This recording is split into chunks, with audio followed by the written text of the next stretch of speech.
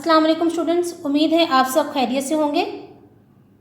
आज उर्दू अलिफ के काम में हमने अपने सबक नंबर 6 खून का बदला के नसर पारे की सलीस उर्दू करनी है। सलीस उर्दू का मतलब होता है किसी इबारत या पैराग्राफ या इक़्तिबास को आसान अल्फाज में अपने अल्फाज में दोबारा लिखना और बयान करना।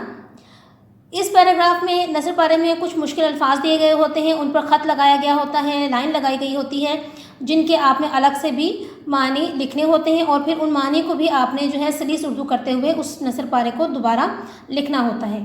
तो इसका मतलब ये है कि जो नसर पारा आपको दिया जाएगा आपने अपने अल्फाज में आसान करके मानी इस्तेमाल करते हुए उसे दोबारा से तहरीर करना होता है।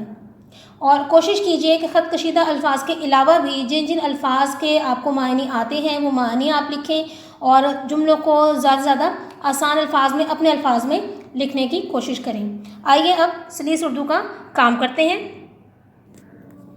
सलीस उर्दू के लिए आज हमने सबक नंबर 6 खून का बदला के पहले पैराग्राफ की दूसरी लाइन से जो है हमने इक़्तिबास लिया है और यहाँ पर ये पैराग्राफ लिखा हुआ है सफ़ा नंबर 32, यानी कि पहला सफ़ा है सबक का, पहला पैराग्राफ है और उसकी दूसरी जो है सतर, वहाँ से हमने अपने सलीस उर्दू का काम शुरू करना है।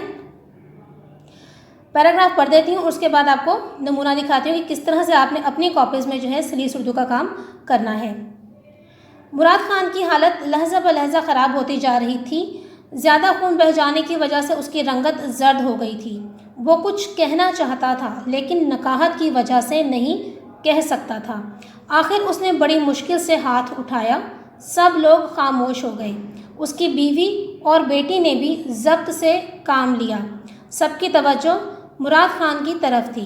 कमज़ोरी इस कदर ज़्यादा थी कि मुराद खान के लिए बोलना मुश्किल हो रहा था। वो बड़ी आहिस्तगी से कह रहा था, दुश्मन तो अपना काम कर गया, मेरा आखिरी वक्त आन पहुंचा है।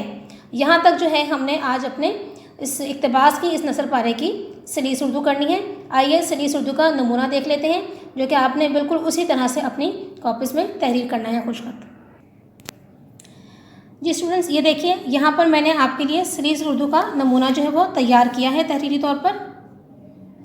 आपने इसी तरह से अपनी कॉपीज़ में इसे खुशखत लिखना है, सबक का नंबर लिखना है, सबक का नाम लिखना है, सलीस उर्दू की हेडिंग और उन्वान देना है आपने, और साथ आपने बताना है कि ये सफ़ा नंबर 32 का पैराग्राफ नंबर 1 है। उसके बाद सवाल लिखेंगे आप, दर्ज झैल नसर पारे की सलीस उर्दू करें। ख़त्मे की अलामत हो गई, जुमला ख़त्म हो गया है। ख़त कशीदा अल्फाज के मानी और सबक का उन्वान भी लिखें। ठीक है। उसके बाद जो पैराग्राफ मैंने पढ़ा है उसमें से मैंने कुछ ऐसे अल्फाज निकाले हैं जिनमें आपने ख़त लगाया है और उसके बाद हम उसको ख़त लगाकर अगले से उनके मायने भी लिखेंगे। यहाँ पर मैंने जो है पैराग्राफ में पहली लाइन में जो है लहज़ा ब लहज़ा इसको ख़त दिया है। उसके बाद ज़र्द, नकाहत, खामोश और ज़ब्त, यानी कि वो 5 अल्फाज हैं जिनके मैं खुसूसी तौर पर अलग से मानी भी लिखूँगी। लेकिन इसके अलावा जो नसर पारे में मज़ीद कोई मुझे मुश्किल अल्फाज नज़र आते हैं, कोई मुश्किल जुमला नज़र आता है, तो हम उसको अपने अल्फाज में भी तहरीर करेंगे। उसके बाद देखिए सवाल के मुताबिक यहाँ लिखा गया है कि सबक का उन्वान लिखें। तो पहले हम सबक का उन्वान लिखेंगे, खून का बदला। उसके बाद हम कॉलम की शक्ल में ख़त कशीदा अल्फाज के मानी की हेडिंग देंगे और फिर उसके बाद कॉलम बनाएंगे अल्फाज मानी।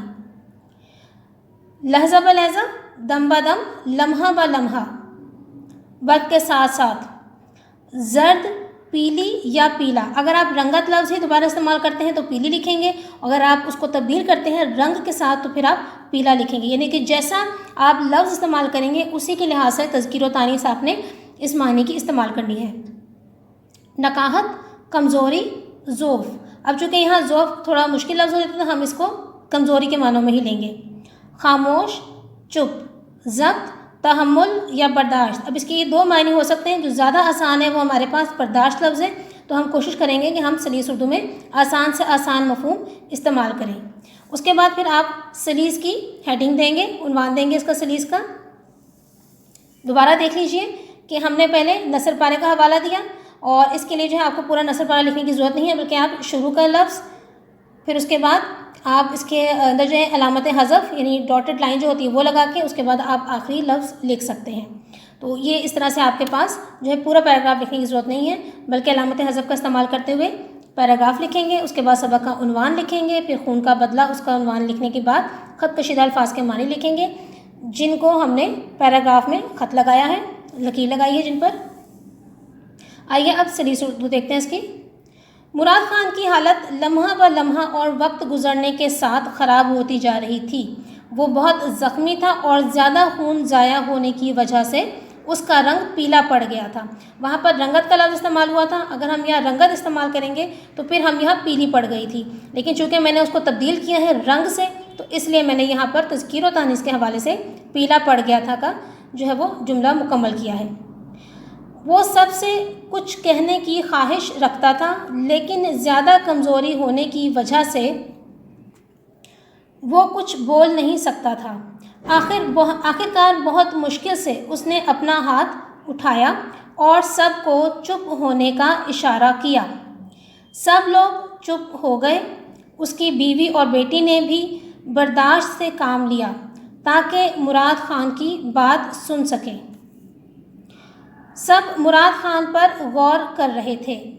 سخت کمزوری کی وجہ سے ابھی بھی مراد خان کے لیے بولنا مشکل تھا، لیکن پھر بھی آہستہ آہستہ کہہ رہا تھا کہ دشمن کا مقصد پورا ہو گیا اور میری زندگی کا خاتمہ ہونے والا ہے، میرا آخری وقت آ گیا ہے۔ تو یہاں پر یہ دیکھیے ہم نے سلیس اردو کا کام کیا ہے۔ یہاں کچھ ہم نے الفاظ ہیں جو اپنی طور پہ بھی بدلے ہیں اور ان کو تبدیل کرتے ہوئے ہم نے پیراگراف کو اور آسان اردو میں کر کے جو ہے ایسے لکھ دیا، یعنی کہ ہم نے آہستگی کی جگہ لکھ دیا آہستہ آہستہ کہہ رہا تھا، ٹھیک ہے۔ تو اس طرح سے آپ لوگوں نے اسی نمونے کو دیکھتے ہوئے اپنے کاپیز پہ خوش خط جو ہے یہ سلیس اردو کا کام کرنا ہے۔ اور جب بھی آپ سلیس اردو کاپی میں لکھیں، جس بھی پیراگراف کی لکھیں، سبق کا نام اور صفحہ نمبر اور پیراگراف نمبر لازمی لکھیں تاکہ آپ کو بھی اندازہ ہو، پڑھنے والے کو بھی اندازہ ہو کہ آپ نے کہاں سے کام کیا ہے، اور سوال لازمی لکھیے گا اور پیراگراف کو علامت حذف کی شکل میں لکھ کر جو ہے بتائے گئے نمونے کے مطابق، طریقہ کار کے مطابق اسی پیراگراف کو آپ نے اپنی کاپیز میں خوش خط تحریر کرنا ہے۔ اگلے سبق تک کے لیے اجازت دیجیے۔ اللہ حافظ۔